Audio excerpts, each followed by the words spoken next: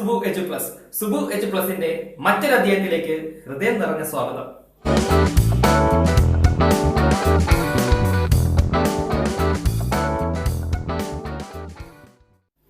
Roman ചക്രവർത്തിയായിരുന്ന Julius സീസറിന്റെ പ്രശസ്തമായിട്ടുള്ള ഒരു കോട്ടിൽ നിന്ന് തന്നെ നമുക്ക് ഇന്നത്തെ ക്ലാസ് ആരംഭിക്കാം. വന്നു, കണ്ടു, കീഴടക്കി. ഞാനിവിടെ ഈ തോട്ട് പറയാൻ കാരണം, നിങ്ങൾ സുബു എജു പ്ലസിലെ ക്ലാസ്സുകൾ വന്ന് കാണുക, കണ്ട് എന്ത് ചെയ്യുക, ക്ലാസ്സിലെ ഓരോ ടോപ്പിക്കുകളും കീഴടക്കി എന്ത് ചെയ്യുക, തലച്ചോറിൽ സ്റ്റോർ ചെയ്യുക. അപ്പോ സുബു എജു പ്ലസ് എന്നുള്ള ഓൺലൈൻ വിദ്യാഭ്യാസ ചാനലിലേക്ക് ഒരിക്കൽ കൂടി സ്വാഗതം. ചാനൽ സബ്സ്ക്രൈബ് ചെയ്യാത്തവർ ഉടൻ സബ്സ്ക്രൈബ് ചെയ്യുക. ഇഷ്ടമായാൽ കൂട്ടുകാർക്ക് ഷെയർ ചെയ്യുക. നിങ്ങളുടെ വിലയേറിയ നിർദ്ദേശങ്ങളും അഭിപ്രായങ്ങളും കമന്റ് ബോക്സിൽ കമന്റ് ചെയ്യുക.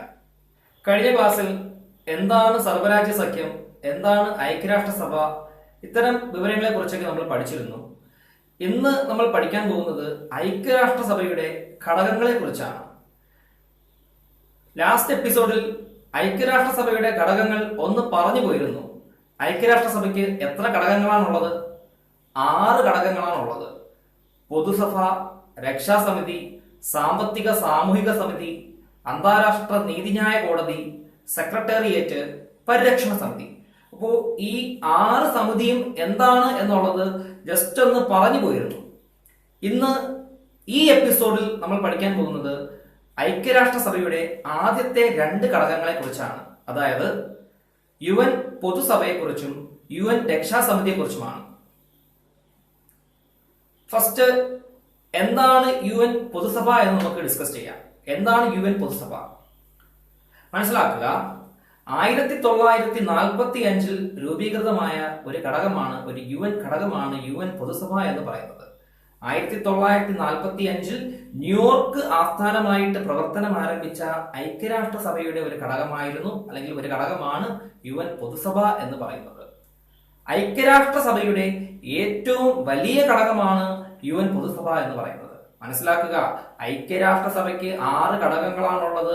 ഈ 6 ഘടകങ്ങളിൽ ഏറ്റവും വലിയ ഘടകം ഏതാണെന്ന് പരീക്ഷയ്ക്ക് ചോദിച്ചാൽ പറയുക UN പൊതുസഭയാണ്. UN പൊതുസഭയെ മറ്റ് ചില വിശേഷണത്തിലും എന്ത് ചെയ്യാറുണ്ട്, പറയാറുണ്ട്. നമുക്കൊന്ന് പരിശോധിക്കാം. ലോക പാർലമെന്റ്, ലോകത്തിന്റെ സമ്മേളന നഗരി, UN കാര്യവിചാര സഭ എന്നീ പേരുകളിൽ അറിയപ്പെടുന്നതും UN പൊതുസഭയാണ്. അപ്പോൾ ഇവിടെ പല ചോദ്യങ്ങൾ, പക്ഷെ ഉത്തരം ഒന്നാണ്. അതായത് ലോക പാർലമെന്റ് എന്നറിയപ്പെടുന്നതും ലോകത്തിന്റെ സമ്മേളന നഗരി എന്നറിയപ്പെടുന്നതും അതുപോലെ UN കാര്യവിചാര സഭ എന്നറിയപ്പെടുന്നതും നമ്മുടെ UN പൊതുസഭ അല്ലെങ്കിൽ ജനറൽ അസംബ്ലി തന്നെയാണ്. അതുപോലെ തന്നെ മറ്റൊരു പരിഹാസ പേരിൽ കൂടി UN പൊതുസഭയെ അറിയപ്പെടുന്നുണ്ട്, വാക്ക് ഫാക്ടറി. വാക്ക് ഫാക്ടറി എന്നറിയപ്പെടുന്നതും UN പൊതുസഭ തന്നെയാണ്, അല്ലെങ്കിൽ UN ജനറൽ അസംബ്ലി തന്നെയാണ് വാക്ക് ഫാക്ടറി എന്നും അറിയപ്പെടുന്നത്. ഞാനിത് ഒന്നും കൂടി റിപ്പീറ്റ് ചെയ്യാം, കാരണം മുൻവർഷ പരീക്ഷകളിൽ ഒരുപാട് ചോദിച്ച ഒരു ചോദ്യമാണ്, അല്ലെങ്കിൽ ചോദ്യങ്ങളാണ്. മനസ്സിലാക്കുക, ലോക പാർലമെന്റ് എന്നും ലോകത്തിന്റെ സമ്മേളന നഗരി എന്നും UN കാര്യവിചാര സഭ എന്നും അതുപോലെ വാക്ക് ഫാക്ടറി എന്നൊക്കെ അറിയപ്പെടുന്നത് UN പൊതുസഭയെ തന്നെയാണ്, അല്ലെങ്കിൽ UN ജനറൽ അസംബ്ലി തന്നെയാണ്. ഇനി എന്തൊക്കെയാണ് UN പൊതുസഭയുടെ പ്രവർത്തനങ്ങൾ എന്ന് നമുക്ക് പരിശോധിക്കാം. UN പൊതുസഭയുടെ പ്രധാനപ്പെട്ട പ്രവർത്തനങ്ങൾ എന്തൊക്കെയാണെന്ന് പരിശോധിച്ചാൽ, UN അല്ലെങ്കിൽ ഐക്യരാഷ്ട്രസഭയുടെ ബജറ്റിനെ കുറിച്ചുള്ള തീരുമാനം എടുക്കുന്നതും അതുപോലെ തന്നെ ഐക്യരാഷ്ട്രസഭയുടെ സെക്രട്ടറി ജനറലിനെ തെരഞ്ഞെടുക്കുന്നതിനെ കുറിച്ചുള്ള കാര്യങ്ങളിൽ തീരുമാനമെടുക്കുന്നതും UNന്റെ മറ്റ് സംവിധാനങ്ങളുടെ റിപ്പോർട്ടുകൾ സ്വീകരിക്കുന്നതും ഒക്കെ എവിടെയാണ്? UN പൊതുസഭയിൽ തന്നെയാണ്. അപ്പൊ മനസ്സിലാക്കുക, UN പൊതുസഭയുടെ പ്രവർത്തനങ്ങൾ എന്തൊക്കെയാണെന്ന് പരിശോധിച്ചാൽ നമുക്ക് പറയാം. എന്താണ്? ഐക്യരാഷ്ട്രസഭയുടെ ബഡ്ജറ്റ് കാര്യങ്ങൾ അല്ലെങ്കിൽ ധനകാര്യ സംബന്ധമായ കാര്യങ്ങളിൽ തീരുമാനമെടുക്കുന്നതും അതുപോലെ ഐക്യരാഷ്ട്രസഭയുടെ സെക്രട്ടറി ജനറലിനെ തെരഞ്ഞെടുക്കുന്നത് സംബന്ധിച്ച് തീരുമാനമെടുക്കുന്നതും അതുപോലെ തന്നെ എന്താണ്, UNന്റെ മറ്റ് സംവിധാനങ്ങളുടെ റിപ്പോർട്ടുകൾ സ്വീകരിക്കുന്നതും ഒക്കെ UN പൊതുസഭയിലാണ്. ഇതാണ് UN പൊതുസഭയുടെ അല്ലെങ്കിൽ ജനറൽ അസംബ്ലിയുടെ പ്രധാനപ്പെട്ട ചില പ്രവർത്തനങ്ങൾ എന്ന് പറയുന്നത്. UN പൊതുസഭയുടെ ഘടനയെക്കുറിച്ചും അല്ലെങ്കിൽ നടപടിക്രമങ്ങളെക്കുറിച്ചും പ്രവർത്തനങ്ങളെക്കുറിച്ചും ഒക്കെ പരാമർശിച്ചിരിക്കുന്നത് അല്ലെങ്കിൽ അതിനെക്കുറിച്ച് പ്രതിപാദിച്ചിരിക്കുന്നത് UN ചാർട്ടറിന്റെ 4-ാം അധ്യായത്തിലാണ്. UN ചാർട്ടറിന്റെ 4-ാം അധ്യായത്തിലാണ് നമ്മുടെ പൊതുസഭയായ അല്ലെങ്കിൽ ഐക്യരാഷ്ട്രസഭയുടെ ഏറ്റവും വലിയ സമിതിയായ അല്ലെങ്കിൽ ഘടകമായ പൊതുസഭയെ കുറിച്ചുള്ള പരാമർശം എന്ത് ചെയ്തിരിക്കുന്നത്, പ്രതിപാദിച്ചിരിക്കുന്നത്. ഇപ്പൊ എന്താണ് UN ചാർട്ടർ എന്ന് കൂട്ടുകാർക്ക് അറിയാം. ഞാൻ കഴിഞ്ഞ എപ്പിസോഡിൽ ഞാൻ പറഞ്ഞിട്ടുണ്ട്, UN ചാർട്ടർ എന്ന് പറഞ്ഞു കഴിഞ്ഞാൽ ഐക്യരാഷ്ട്രസഭയുടെ ഭരണഘടനയെ അറിയപ്പെടുന്ന പേരാണ് UN ചാർട്ടർ എന്ന് പറയുന്നത്. ആ UN ചാർട്ടറിന്റെ 4-ാം അധ്യായത്തിലാണ് ഐക്യരാഷ്ട്രസഭയുടെ ഏറ്റവും വലിയ ഘടകമായ പൊതുസഭയെ കുറിച്ച് പ്രതിപാദിച്ചിരിക്കുന്നത്. അത് പരീക്ഷയ്ക്ക് ചോദിക്കാം, നല്ലൊരു റാങ്ക് മേക്കിംഗ് ചോദ്യമാണ്. എങ്ങനെയായിരിക്കും പരീക്ഷയ്ക്ക് ചോദ്യം വരുന്നത്? യുഎനിന്റെ ഘടനയായ അല്ലെങ്കിൽ യുഎനിന്റെ ഘടകമായ പൊതുസഭയെ കുറിച്ച് UN ചാർട്ടറിന്റെ എത്രാമത്തെ അധ്യായത്തിലാണ് പ്രതിപാദിച്ചിരിക്കുന്നത് എന്ന് ചോദിച്ചാൽ പറയുക 4-ാമത്തെ അധ്യായത്തിലാണ് പൊതുസഭയെ കുറിച്ച് UN ചാർട്ടറിൽ പ്രതിപാദിച്ചിരിക്കുന്നത്. നമുക്കറിയാം, ഐക്യരാഷ്ട്രസഭയിൽ 193 അംഗങ്ങൾ അല്ലെങ്കിൽ 193 അംഗരാജ്യങ്ങളാണ് ഉള്ളത്. കഴിഞ്ഞ എപ്പിസോഡിൽ ഞാൻ പറഞ്ഞിരുന്നു, ഐക്യരാഷ്ട്രസഭയിൽ ഏറ്റവും ഒടുവിലായി അംഗത്വം എടുത്ത രാജ്യം അല്ലെങ്കിൽ അംഗമായ രാജ്യം എന്ന് പറയുന്നത് ദക്ഷിണ സുഡാനാണെന്ന് പറഞ്ഞു. 2011 ജൂലൈ 14-ാം തീയതി ദക്ഷിണ സുഡാൻ ഐക്യരാഷ്ട്രസഭയിൽ അംഗമായി. ഇപ്പോ നിലവിൽ ഐക്യരാഷ്ട്രസഭയിൽ 193 അംഗരാജ്യങ്ങളാണുള്ളത്. ഈ 193 അംഗരാജ്യങ്ങൾക്കും യുഎനിന്റെ പൊതുസഭയിൽ പ്രാതിനിധ്യമുണ്ട്. അപ്പോ ഇത് നല്ലൊരു ചോദ്യമാണ്. ഐക്യരാഷ്ട്രസഭയുടെ ഏത് ഘടകത്തിലാണ് എല്ലാ അംഗരാജ്യങ്ങൾക്കും ഒന്നുപോലെ പ്രാതിനിധ്യമുള്ളത് എന്ന് ചോദിച്ചാൽ പറയുക പൊതുസഭ അല്ലെങ്കിൽ ജനറൽ അസംബ്ലിയിലാണ് എല്ലാ രാജ്യങ്ങൾക്കും, എല്ലാ ഐക്യരാഷ്ട്രസഭയിലെ എല്ലാ അംഗരാജ്യങ്ങൾക്കും ഒന്നുപോലെ പ്രാതിനിധ്യമുള്ളത്. അപ്പോ പരീക്ഷയ്ക്ക് ഇങ്ങനെയും ചോദിക്കാം, ഐക്യരാഷ്ട്രസഭയുടെ ഏത് ഘടകത്തിലാണ് അല്ലെങ്കിൽ ഐക്യരാഷ്ട്രസഭയിലുള്ള അംഗരാജ്യങ്ങളിൽ എല്ലാ രാജ്യങ്ങൾക്കും ഒന്നുപോലെ പ്രാതിനിധ്യമുള്ള ഏക ഘടകം അല്ലെങ്കിൽ ഏക UN ഘടകം ഏതാണെന്ന് ചോദിച്ചാൽ പറയുക പൊതുസഭ. UN പൊതുസഭയിൽ ഐക്യരാഷ്ട്രസഭയിൽ നിലവിലുള്ള 193 അംഗരാജ്യങ്ങൾക്കും ഒന്നുപോലെ പ്രാതിനിധ്യമുണ്ട്. ഓരോ അംഗരാജ്യങ്ങൾക്കും 5 റെപ്രസെന്റേറ്റീവ്സിനെ അല്ലെങ്കിൽ 5 പ്രതിനിധികളെ വീതം എന്ത് ചെയ്യാം, UN ജനറൽ അസംബ്ലിയിൽ അയക്കുവാൻ സാധിക്കും. എന്നാൽ എന്തെങ്കിലും ഒരു തീരുമാനങ്ങൾക്ക് മേൽ പ്രമേയം പാസ്സാകുന്ന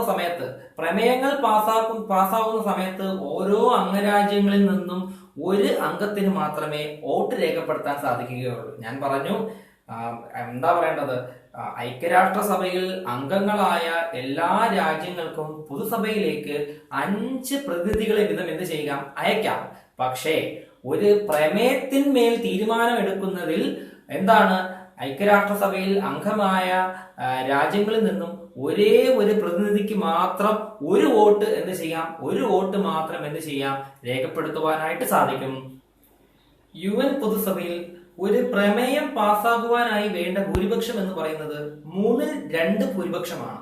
മനസ്സിലാക്കുക, UN പൊതുസഭയിൽ ഒരു പ്രമേയം പാസ്സാകണമെന്നുണ്ടെങ്കിൽ 3/2 ഭൂരിപക്ഷം ഉണ്ടായിരിക്കണം. ഇതൊരു നല്ലൊരു ചോദ്യമാണ് കേട്ടോ.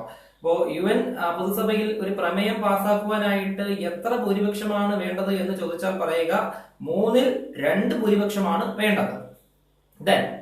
നമ്മുടെ UN പൊതുസഭയിലെ ഒരു അംഗങ്ങൾക്ക് പോലും വീറ്റോ അധികാരം ഇല്ല. മനസ്സിലാക്കുക, UN പൊതുസഭയിലെ ഒരു അംഗങ്ങൾക്കും വീറ്റോ അധികാരം ഇല്ല. ഐക്യരാഷ്ട്രസഭയ്ക്ക് ഉള്ളതുപോലെ തന്നെ ഐക്യരാഷ്ട്രസഭയ്ക്ക് ഒരു സെക്രട്ടറി ജനറൽ ആണുള്ളത്. അതുപോലെ ഐക്യരാഷ്ട്രസഭയുടെ തന്നെ ഘടകമായ UN പൊതുസഭയ്ക്ക് ഒരു പ്രസിഡന്റ് ഉണ്ട്. പ്രസിഡന്റിന്റെ കാലാവധി എന്ന് പറയുന്നത് 1 വർഷമാണ്. അപ്പോ UN ഘടകമായ പൊതുസഭയുടെ പ്രസിഡന്റിന്റെ കാലാവധി എത്ര വർഷമാണെന്ന് ചോദിച്ചാൽ പറയുക 1 വർഷമാണ് UN പൊതുസഭയുടെ പ്രസിഡന്റിന്റെ കാലാവധി എന്ന് പറയുന്നത്. ഇനി ആരൊക്കെയാണ് UN പൊതുസഭയുടെ പ്രസിഡന്റുമാരായ പ്രധാന വ്യക്തികൾ എന്ന് നമുക്ക് പരിശോധിച്ചാൽ നമുക്ക് പറയാം. UN പൊതുസഭയുടെ ആദ്യത്തെ പ്രസിഡന്റ് ആരാണ് എന്ന് ചോദിച്ചാൽ പറയുക ബെൽജിയംകാരനായ പോൾ ഹെൻറി സ്പാക്ക് ആയിരുന്നു UN പൊതുസഭയുടെ ആദ്യത്തെ പ്രസിഡന്റ് എന്ന് പറയുന്നത്. അദ്ദേഹം ബെൽജിയംകാരനായിരുന്നു. അപ്പോ ഞാൻ ഒന്നുകൂടി റിപ്പീറ്റ് ചെയ്ത് പറയാം. UN പൊതുസഭയുടെ ആദ്യത്തെ പ്രസിഡന്റ് ആരായിരുന്നു എന്ന് ചോദിച്ചാൽ പറയുക Paul Henri Spaak. Paul Henri Spaak ആയിരുന്നു UN പൊതുസഭയുടെ ആദ്യത്തെ പ്രസിഡന്റ് എന്ന് പറയുന്നത്. നിലവിലെ UN പൊതുസഭയുടെ പ്രസിഡന്റ് ആരാണെന്ന് പരിശോധിച്ചാൽ നമുക്ക് പറയാം Tijjani Muhammad Bande. Tijjani Muhammad Bande ആണ് നിലവിലെ UN പൊതുസഭയുടെ പ്രസിഡന്റ് എന്ന് പറയുന്നത്. അദ്ദേഹം UN പൊതുസഭയുടെ 74ാമത്തെ പ്രസിഡന്റ് ആണ്. UN പൊതുസഭയുടെ 74ാമത്തെ പ്രസിഡന്റ് ആണ് നിലവിലെ UN ജനറൽ അസംബ്ലിയുടെ പ്രസിഡന്റായ ടിജാനി മുഹമ്മദ് ബാൻഡെ. അദ്ദേഹം ഒരു നൈജീരിയക്കാരനാണ്. അദ്ദേഹം ഇപ്പോൾ നിലവിൽ ഐക്യരാഷ്ട്രസഭയുടെ നൈജീരിയൻ അംബാസഡറായിട്ടും സേവനം അനുഷ്ഠിക്കുന്നുണ്ട്. അപ്പോൾ മനസ്സിലാക്കുക, നിലവിലെ UN പൊതുസഭയുടെ പ്രസിഡന്റ് ആരാണ് എന്ന് ചോദിച്ചാൽ പറയുക ടിജാനി മുഹമ്മദ് ബാൻഡെ. അദ്ദേഹം നൈജീരിയക്കാരനാണ് എന്നുള്ള വസ്തുതയും മനസ്സിലാക്കുക. ദെൻ UN പൊതുസഭയുടെ പ്രസിഡന്റ് ആയ ഏക ഇന്ത്യൻ ആരാണ് എന്ന് ചോദിച്ചാൽ നമ്മുടെ വിജയലക്ഷ്മി പണ്ഡിറ്റാണ്. വിജയലക്ഷ്മി പണ്ഡിറ്റാണ് UN പൊതുസഭയുടെ പ്രസിഡന്റ് ആയ ആദ്യ ഇന്ത്യൻ എന്ന് പറയുന്നത്. ആദ്യ ഇന്ത്യനും ആദ്യത്തെ പ്രസിഡന്റായ അല്ലെങ്കിൽ UN പൊതുസഭയുടെ പ്രസിഡന്റായ ആദ്യ വനിത ആരാണെന്ന് ചോദിച്ചാലും അത് വിജയലക്ഷ്മി പണ്ഡിറ്റ് തന്നെയാണ്. ആദ്യ ഇന്ത്യൻ ആരാണെന്ന് ചോദിച്ചാലും അത് വിജയലക്ഷ്മി പണ്ഡിറ്റാണ്. വിജയലക്ഷ്മി പണ്ഡിറ്റ് UN പൊതുസഭയുടെ 8ാമത്തെ പ്രസിഡന്റ് ആയിരുന്നു. അപ്പോൾ ഇതും പരീക്ഷയ്ക്ക് ചോദിക്കുവാൻ സാധ്യതയുള്ള ഒരു ചോദ്യമാണ്. വിജയലക്ഷ്മി പണ്ഡിറ്റ് UN പൊതുസഭയുടെ എത്രാമത്തെ പ്രസിഡന്റ് ആയിരുന്നു എന്ന് ചോദിച്ചാൽ പറയുക 8ാമത്തെ പ്രസിഡന്റ് ആയിരുന്നു. UN പൊതുസഭയുടെ പ്രസിഡന്റായ ആദ്യ വനിതയും വിജയലക്ഷ്മി പണ്ഡിറ്റ് തന്നെയാണ്. അതുപോലെ തന്നെ UN പൊതുസഭയുടെ പ്രസിഡന്റായ ആദ്യ ഇന്ത്യനും വിജയലക്ഷ്മി പണ്ഡിറ്റ് തന്നെയാണ്. 1953 UN പൊതുസഭയുടെ 8ാമത്തെ പ്രസിഡന്റായി വിജയലക്ഷ്മി പണ്ഡിറ്റിനെ തിരഞ്ഞെടുക്കുന്നത്. UN പൊതുസഭയുടെ സമ്മേളനത്തെ കുറിച്ച് നമുക്ക് കുറച്ച് കാര്യങ്ങൾ, 2 ചോദ്യം നമുക്ക് ഡിസ്കസ് ചെയ്യാം. UN പൊതുസഭയുടെ ആദ്യ സമ്മേളനം നടന്നത് എപ്പോഴാണ് എന്ന് ചോദിച്ചാൽ പറയുക 1946 ലണ്ടനിൽ വെച്ചാണ് UN പൊതുസഭയുടെ ആദ്യ സമ്മേളനം അരങ്ങേറിയത്. ഇനി എല്ലാ വർഷവും, അതായത് വർഷത്തിലൊരിക്കൽ UN പൊതുസഭയുടെ സമ്മേളനം നടത്താറുണ്ട്.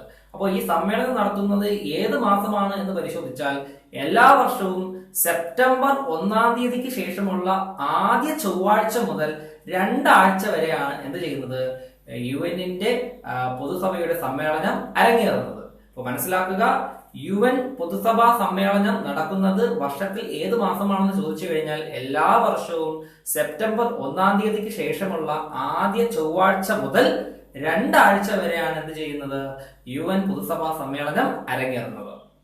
അടുത്തത് നമ്മൾ പഠിക്കാൻ പോകുന്നത് ഐക്യരാഷ്ട്രസഭയുടെ 2ാമത്തെ ഘടകമായ രക്ഷാസമിതിയെ കുറിച്ചാണ്, അല്ലെങ്കിൽ സെക്യൂരിറ്റി കൗൺസിൽ എന്ന് നമുക്ക് പറയാം. എന്താണ് രക്ഷാസമിതി എന്ന് പരിശോധിച്ചാൽ ഐക്യരാഷ്ട്രസഭയുടെ വളരെ പ്രാധാന്യം അർഹിക്കുന്നതും ശക്തവുമായിട്ടുള്ള ഒരു ഘടകമാണ് രക്ഷാസമിതി അല്ലെങ്കിൽ സെക്യൂരിറ്റി കൗൺസിൽ എന്ന് പറയുന്നത്. അപ്പൊ മനസ്സിലാക്കുക, ഐക്യരാഷ്ട്രസഭയുടെ 6 ഘടകങ്ങളിൽ വളരെ ശക്തവും അല്ലെങ്കിൽ സുപ്രധാനവുമായിട്ടുള്ള ഒരു ഘടകമാണ് രക്ഷാസമിതി എന്ന് പറയുന്നത്. ഇതിനെ നമുക്ക് ജനാധിപത്യ വിരുദ്ധ ഘടകമെന്നും നമുക്ക് വിശേഷിപ്പിക്കാം. അപ്പോൾ രക്ഷാസമിതിയെ നമുക്ക് ജനാധിപത്യ വിരുദ്ധ ഘടകമെന്ന് നമുക്ക് എന്ത് ചെയ്യാം, വിശേഷിപ്പിക്കാം. രക്ഷാസമിതിയുടെ പ്രധാനപ്പെട്ട ഘടകങ്ങൾ എന്തെല്ലാമാണെന്ന് അല്ലെങ്കിൽ പ്രധാനപ്പെട്ട കടമകൾ എന്തെല്ലാമാണെന്ന് നമ്മൾ പരിശോധിച്ചു കഴിഞ്ഞാൽ,